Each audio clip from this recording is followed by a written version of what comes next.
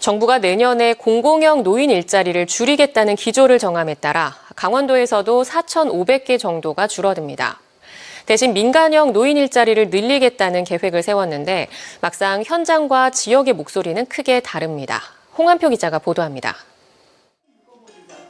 강릉의 한 어린이집, 어르신들이 보육 교사와 함께 아이들을 돌보고 아이들 급식을 위한 도우미 활동도 하고 있습니다. 모두 노인 일자리 사업을 통해 자리를 잡았습니다.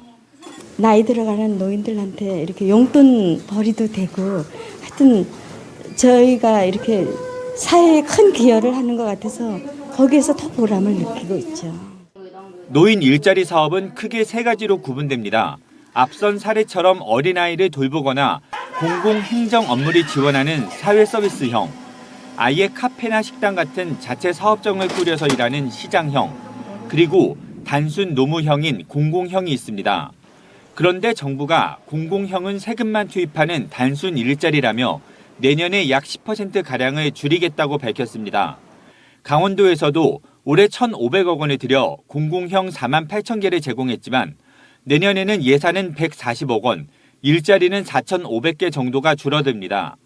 정부에서는 대신 사회서비스형과 시장형, 이른바 민간형 일자리를 늘리겠다는 방침인데 강원도에서도 사회서비스형에 올해보다 60억 원을 더 늘려 일자리 750개를 더 만들고 시장형에는 예산을 100억 원까지 늘려 500개를 더 만들기로 했습니다.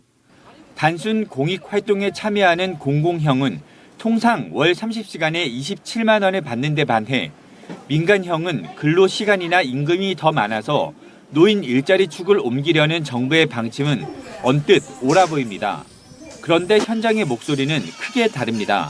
한국노인인력개발원 통계를 보면 공공형 일자리 참여자의 90%가 70대 이상이고 94%의 학력은 초등학교 졸업입니다.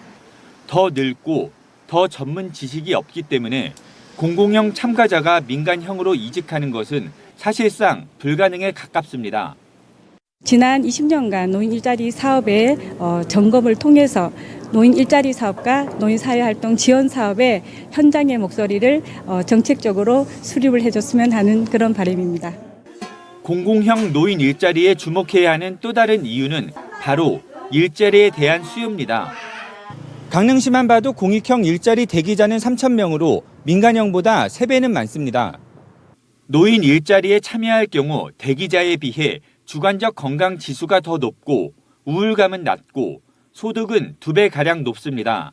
따라서 공공형 노인 일자리의 중요성은 다시금 확인되는 건데 강원도는 복권기금을 활용해 일자리를 늘리고 지역의 목소리를 정부에 전달할 방침입니다.